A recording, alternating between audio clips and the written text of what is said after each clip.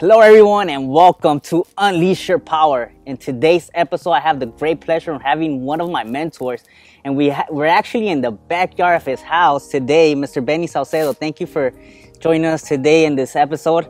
And I'm sure that all this wasn't like this all the time, right? Right. I'm sure that can you tell us a little bit about who you are and your upbringing, how you got started? Right, sure, absolutely. So I'm first generation born in the U.S. of Mexican parents. And both my parents were laborers. Grew up in the South Bay area in Hawthorne and Inglewood. Live now in Whittier. This was a dream, is for me to have a beautiful home and live in a great community to raise my kids. So when I was growing up, I went and I was an average student in a high school and didn't have the riches. I mean, we learned to work. I had to help our parents, washing the cars, clean the house, do all that kind of stuff. Had chores, had many chores, had to do them or you get a spanking. Right. So yeah, we learned to work at a young age. My first job, I started at 14 years old cleaning a shop in Gardena. I used to sweep and vacuum and clean a shop for some cabinet makers. Wow, yeah. Okay. And how did you get, because I know that before getting into the real estate industry, you say you've been in the industry for 18 years. What did you do prior to that? Right, so yeah, I've been doing real estate since 2000, December of 2000. Prior to this, I worked in the supermarket industry. I worked in the supermarket industry for 14 years almost. And I worked with Alpha Beta back in the days and then became Ralph's. And so I used to manage the supermarkets. And I left that company because I wasn't happy with the hours I was getting. I was working graveyard as a manager. Wow. And I ended up moving to an independent chain that is known as Numero Uno Markets.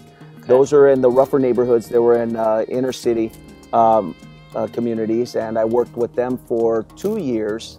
And I went from working 48 hours supervising supermarkets to working about 72 hours a week on the same salary. And so it really wasn't something better. And I started getting upset at the fact that was happening because I felt I was being taken advantage of as a salary employee. Working more with the same pay. It sounded good when I first got there that I was gonna, be making more money, but it ended up almost like being a pay cut. Wow. But I'm so thankful and grateful that it happened that way, because if they would have treated me good, and I probably would have still been there wouldn't have been a need to leave. So I think the best thing was that uncomfortable came, that I was upset and I was pissed off that it didn't happen the way I wanted it to happen. And I had the courage to leave. And I left the supermarket industry 2 years after working with Numero Uno, but a total of like 14 years in working in that business. Wow. Yeah. So it was more like a blessing in disguise. It was a blessing. At that moment, I didn't see it as that. You were pissed off. Oh, absolutely. I remember I would leave my house. By the way, I had 2 kids now. I had one that was 1 year and maybe 4 months, and I had a newborn. And I would leave the house at 7 in the morning, and I would get home at like 10 or 11 o'clock at night when they were asleep when I left, and they were asleep when I got home. So you weren't seeing I them thought at all. I didn't want this. I didn't. Right. That's not what I signed up for, and it wasn't what I was going to do. And that's why I made the leap. I made the change. Okay. And so let me ask you, in the beginning, when you got started with real estate, what were some of the hurdles that you experienced throughout the process? Because I'm sure it wasn't all good in the beginning. Actually, I'm going to have to say it was good in the beginning. Because, see, I started real estate like December 2nd of 2000. Okay. And I went to a Mike Ferry seminar like a week after I started in the business. And my wife told me at that time she wasn't, she was doing escrow. And she told me, you know what, you need to go to this seminar. Now that you're going to be doing real estate, you need to go see this Mike Ferry seminar. And this was back in the days at the Sequoia Athletic Club in Buena Park. Mm-hmm. And I signed up to get coached by Mike Ferry's company that first week in the business. So wow. I only learned the right way to do business. I didn't pick up bad habits. I picked up the bad habits now as a seasoned agent, unfortunately. So you got exposed to the right information right away from the get-go. Right away. I'm so grateful and thankful to have crossed paths with the right people. So I signed up for 1 year coaching with Mike, and then that 1 year ended up being 7 straight years that I coached with them. And I coached with them after that. But my coach, Greg Wang, asked me when I first got in the business, he said, Vinny, where did you come from? I said, the supermarkets. I worked every weekend from when I was like 15 years old. He said, okay, you're going to change that. Now you're going to be off on the weekends, but you're going to have to earn that weekend off. So you have to perform at a level where Monday through Friday you kick butt so that you earn the ability to be off on the weekends. So how did you do that? How did you not work weekends now? So the way I did it is because my coach, Greg Wang at that time, thanks to Greg, he set me up on a schedule. He said, if you used to work your tail off for someone else, you're going to work your tail off for your own business. Wow. So he set me up on a schedule to work in my real estate business, to have Monday through Friday, boom, this is your schedule, and you will follow it 100%. And then that allowed me the freedom to have the weekends off. So from the very first month in the business, that December, with 2 weeks left in the month, I still picked up 2 listings from a for sale by owner that now, like, I think, wow. That was in December. That was the very first Wow. month. I got 2 listings from 1 appointment, 1 for sale by owner. It was kind of funny because I show up to the appointment, I take that listing, and then he says, do you think you can help me sell another property that I have? And I said, yeah. And then he opened his closet, and there was a bunch of for sale by owner signs. And I said, were you a for sale by owner? He said, yeah, I was trying to sell it myself. Wow. And I never knew that. And so I ended up getting 2 listings at my very first listing appointment. That's powerful. Let me ask you this. How important is coaching, accountability, being around the right mentors has helped you get to the level that you're at right now? How important is mindset to you? Because I think without a doubt, that's 100% what helped me grow so fast, is the exposure of being around those people. So being around the broker, I mean, I happen to be at the top broker firm in California and probably number 2 or number 1 in the country. So the same company, Joe Viascuso is one of my best friends, has always given you good advice, has always been done well and succeeded in life. To have the coaches that I had with Mike Ferry, all the different coaches that were succeeding at a very high level, to help me learn what they took maybe 15, 20, 30 years to learn, to teach me, helped me grow at a tremendous rate, and it helped me grow real fast. right. But it's super important, key, Right. to be around those people. You will become like the people you are around. Absolutely. So on a scale of 1 to 10, how important is to you to declare stuff, to speak it into existence, and to put yourself out there, put that accountability, like on your, telling your wife, hey, we're gonna go ahead and do this if I accomplish this. Right. How is that important to you on a scale of 1 to 10? To me, it's important. That's a way of life. That's how I live now. I've been fortunate to be around, again, exposed. I've been around Thatch Nguyen and Matthew Ferry and Stephen Sadler and a lot of people that taught me how to declare. One of my coaches, Daryl Rutherford, who wrote the book, Being the Solution, and Deborah Ivanoff, who's out of Oregon, was also our coach. And she taught me about the declaration. And Daryl Rutherford taught us about declare something that makes you nervous, to get you uncomfortable. And that's when I started declaring things, and things started happening. And I didn't understand what it was until I got coached through them. And the process of manifesting at a higher rate when you're declaring and Wow. believe it's going to happen. So what are things that you've declared that have came to pass? Being in this home, having, the lifestyle that I have, having my kids go to top universities in the country. I mean, I have one at USC now, which is a dream come true for me. Wow. I have one that we're taking on Tuesday. We leave this in the next couple of days, going up to Oregon, take them to the University of Oregon. So for me, this is what my parents came from Mexico to this country to find a better life. Well, they paved the way and they opened the door for me and my family, but, to have this possibility. And it couldn't have happened by just sitting around and settling for punching the clock. Right. I had to get under my uncomfortable zone. I remember the day that I quit the supermarkets, and my wife, again, I would leave at 7 in the morning, get home about 10 or 11 o'clock at night.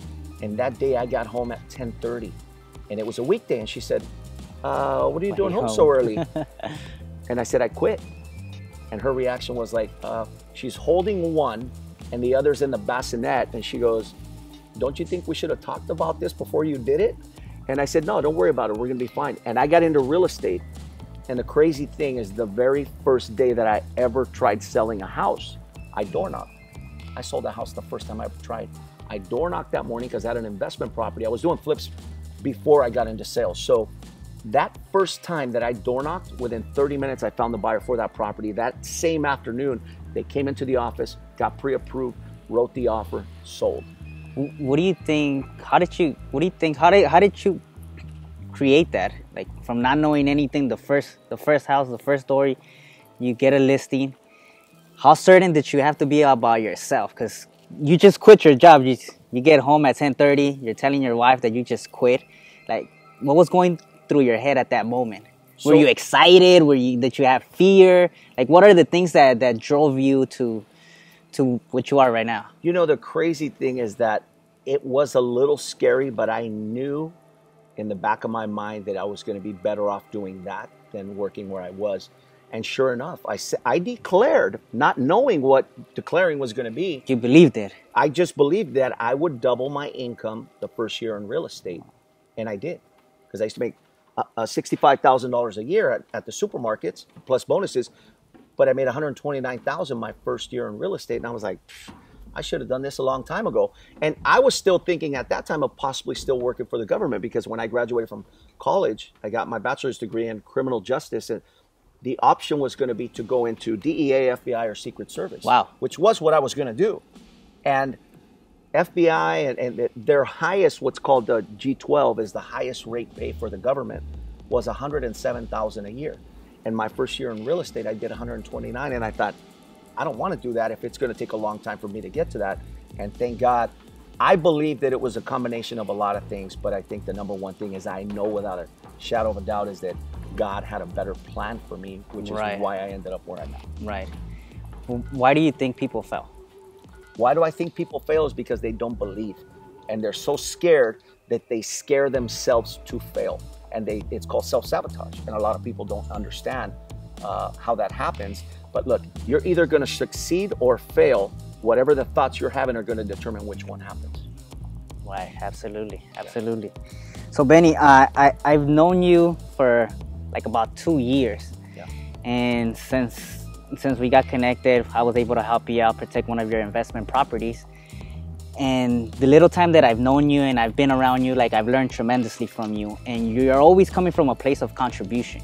Like, I see that a contribution is a big part in your life. You always want to give back. Like, I know that you have the every other Wednesday Benny's Mindset, and I try to make it as many classes as possible, because I'm always getting, it's like I get re-energized when I go to those trainings, because you're teaching about mindset. You're teaching about things that people need to learn. Right. People need to apply, because there's doing things in a certain way. And because you've done things in a certain way, you've acquired a lot of things, and you've acquired knowledge, you've acquired experiences. How important is for you to give back and to help others get to that level? That's my way of life. That's my mission in life. My mission in life is to empower, uplift, and bring out the greatness in everyone that I come in contact with. And it's clear to me, because I understand that all these people that have taught me, and I've invested a lot in learning about myself. How much would you say that you've invested? With conferences and training and coaching and things that I've participated in over the last going to be 18 years, 350,000, maybe more than that. Wow. Yeah, I mean, it's an investment. I see it as, that's a doctorate's degree in what I'm doing. And so I think it's key to give back. And it's clear to me that I've been blessed with so much, and God has given me that ability. And my way of giving back is to share my knowledge with other people. And I see it impacting and making a difference. And that's what it's all about. Absolutely. What would be 3 things that you could share right now with the audience that would help them accelerate their rate to success right now? What are 3 things, or a couple of things that you'll be like, you know what, if you start applying this today, you're going to start seeing some results? Well, one thing that I've been teaching my kids, and I teach my nephew and people that I teach and mentored, is the number one thing that people need to understand is time and money are not related. Time and money are not related at all. And I'll tell you in depth is because why do some people make more money than others, and there are the same amount of hours in the day? And so we're programmed to punch a clock, and people work certain amount of hours to get a check or X amount of dollars. But the reality is, when you trust and you learn some type of business, like sales, like we're blessed to be in sales, there is no limit on how much you can make. You can make as much as you want, but the reality is, the sharper you get, the more you can make. So Bill Gates works the same amount of hours as other people, but his money, his income is a little different than ours, right? A lot more different than ours. So that's what I want to get, is time and money are not related. Don't be caught up in the fact that you have to punch a clock to earn a certain amount. It takes a lot of courage to step out of that and become an entrepreneur or to start your own business. But the reality is, worst case scenario, if you fail, you go right back to where you were, and I promise you they'll give you your job back. So that's one thing. Second thing is, you have to believe in something so much that regardless of the journey, it's going to take time. You have to trust that what you want is coming. It may be just around the corner. You can't give up. You can't give up because it's a constant. And this is something I heard just 2 days ago from John Maxwell in San Diego. John Maxwell, an author of 100 books, and he said, success is an uphill, constant uphill battle. And you will always be on the uphill. If you're ever on the downhill, you're on the wrong path. Wow. And that's always the challenge, is people give up too early. The market is going to change. The market is going to adjust. It's going to get tougher. And a lot of people give up before they better themselves, sharpen themselves, invest in themselves. They'll just give up and go back and work at their old jobs. And I mean, it's better for those that are prepared for this type of market, and we do even better in the tough market.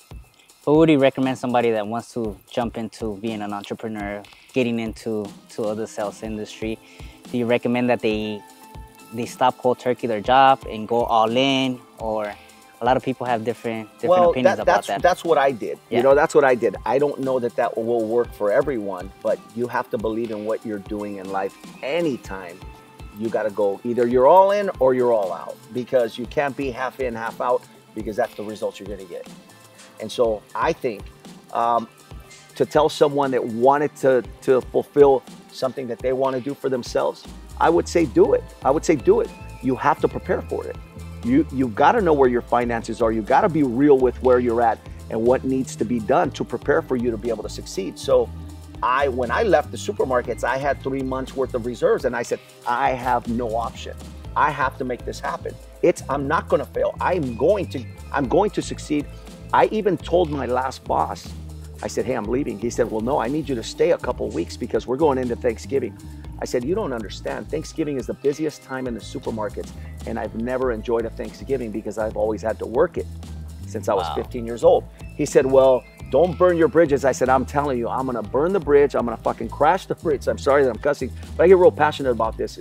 He was trying to tell me, don't do that because it can backfire on you. And I said, I will never come back. I will never come back to this job. I don't care what it takes. I'm burning the bridge. I'm crashing the door, whatever you want me to. That's what I did. And thank God I've never had to go back to it. Wow, you just talking about that right now, like the way that you expressed, like you were certain about it. And like 100%. You said, like Tony Robbins talks about it. If you want to win the island, burn the freaking bridges. Burn them down. Yep. Because you have no option. It's non-negotiable.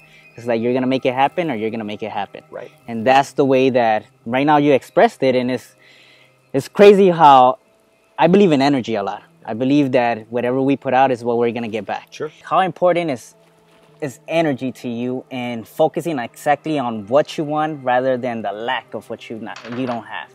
Because the majority of the time we've been programmed to focus on the things that we don't have, or why me playing the pity party. Right. And we don't focus on the appreciation, on all the abundance that we have, because we do have abundance. Right. And so we've been blessed to be exposed to AID, which is appreciation, intention, and delegation. However, before we were introduced to that, we were looking at the world like everyone else looked at the world, as looking at and complaining about what we didn't have, or what was happening that was affecting us. And so when you have the negative, what he's calling negative energy, it's focusing on the negative stuff. So people, when they declare, or their thoughts in their mind are like, how come I'm fat, or how come this is happening, or why am I not making money? And those thoughts need to be changed into what you appreciate in the moment, and then what it is that you're declaring. When I say what you're declaring is, what would you like to have? So what is it that you want? And most people will ask, even wrong when they're asking, they will also say, I don't want this. Because they say that, they get that. Right. And so they keep getting more of that. Right. And so it's learning how to ask the right question. So if you don't want something, ask for the opposite. If you don't want failure, then ask for total success, and see it as if it already happened, as if it's been given to you. You know, I am successful. Right. I'm always successful. Things come to me. I'm a magnet that attracts business. Absolutely. I'm a magnet that helps people. But most importantly is changing that way that you see life, because a lot of people focus on the negativity. You have people right now, this morning in our meeting, they were talking about the market changing. I don't see it as something negative. I think that now is the opportunity for a lot of agents. People have to understand that you have to get sharper, you have to practice, you have to prepare, you have to learn, you have to always be learning. So the only way you're gonna stand out as an adjusting market is when you have knowledge, you have experience, and you see what's happening, and you know how to react, or you know how to prepare for that. Right. And most people don't, and most people react after something's done.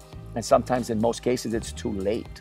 Yeah, they're focused on the failure side. They're focused on the failure, and because right. they fail by default. And they'll keep seeing right. all the negative things to prove the negative. Right. And that's because that's where their focus is. But AID changes your mind to start seeing the appreciation, the intention, the delegation.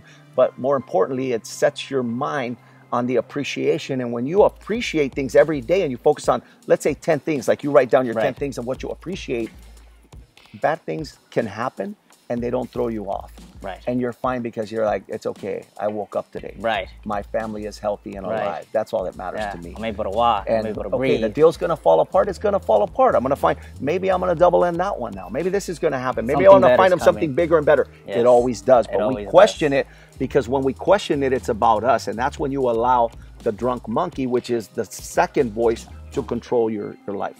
Absolutely. Yeah. I believe that 100%.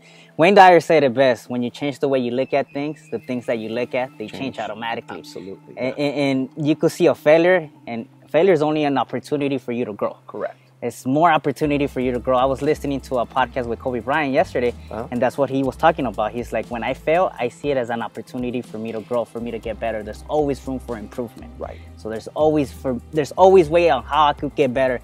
Yeah, we're never gonna get to make it perfect, but if we can make it as perfect as possible, that's what counts. And embrace failure. Yes. Embrace failure, because now you learn something that can take you to the next level. If everything was good and dandy and there was no need to change, we wouldn't be growing. Yeah. It's the uncomfortable that gets us to grow.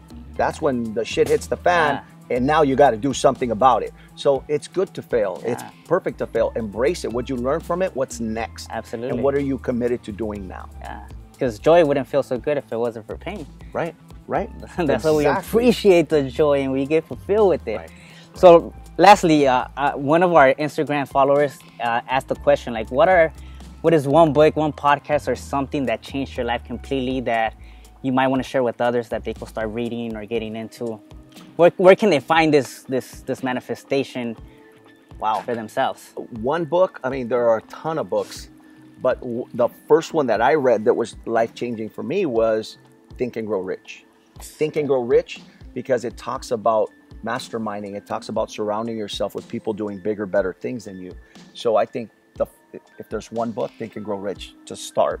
But I've learned over the years different stuff about manifesting, about the mindset. So there are a ton of different books, but if you're going to start with one, that's the one to start with. That's the one. Yeah. Awesome, Benny. Yeah. Well, I want to thank you for your time, and appreciate all this time and energy that you share with us. And I'm sure that a lot of people got a lot of value. I'm sure that the people here got value, and the people that are going to be watching are going to get a ton of value. So I appreciate your contribution, and I'm more filled with life now that you're part of my life, and appreciate everything. My pleasure. Thank you, my man. Thank you, man.